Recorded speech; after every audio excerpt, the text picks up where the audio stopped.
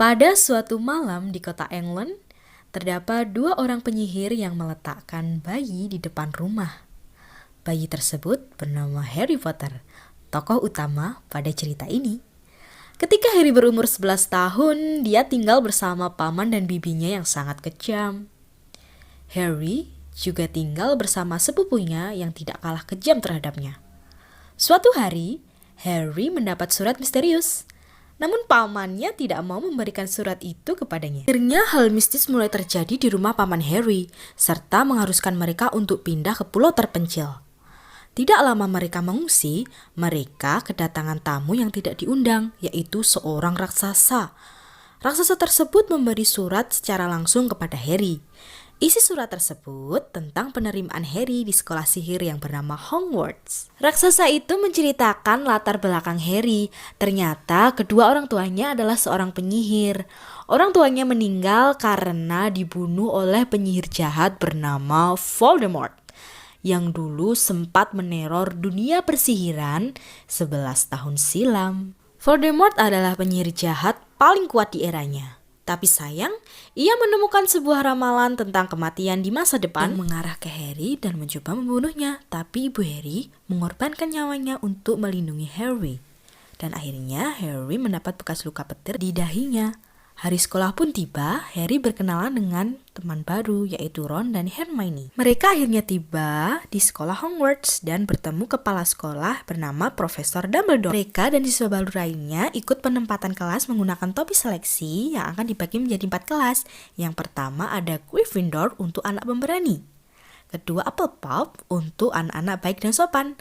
Yang ketiga ada Ravenclaw untuk anak-anak yang pintar dan kreatif. Dan yang terakhir ada Slytherin, anak-anak high class dan keturunan dari penyihir. Harry, Ron, dan Hermione berhasil masuk kelas Gryffindor.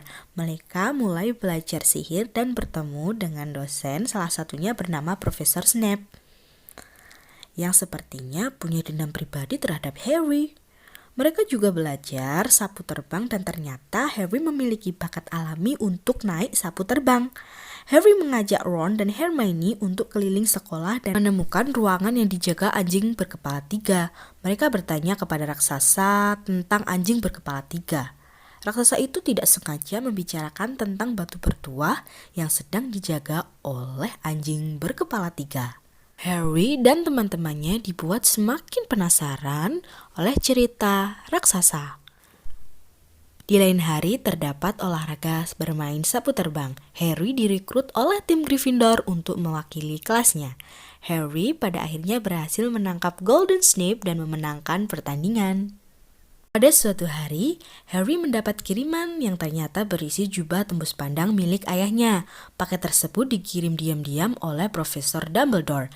Harry berkeliling sekolah menggunakan jubah dan tidak sengaja mendengar percakapan Profesor Snape tentang batu pertuah. Mereka akhirnya mencari tahu tentang batu pertuah dan ada yang mengkaitkannya dengan Voldemort. Batu itu bisa membangkitkan Voldemort kembali. Mereka berusaha untuk mencari batu bertuah sebelum diambil oleh orang lain. Mereka berhasil masuk ruangan dan bertemu dengan jelmaan Voldemort. Jelmaan tersebut berusaha menyerang Harry, tapi ternyata tidak bisa karena Harry telah dilindungi oleh mantra pengorbanan ibunya. Harry kembali menyerang Voldemort dan akhirnya bisa mengalahkannya.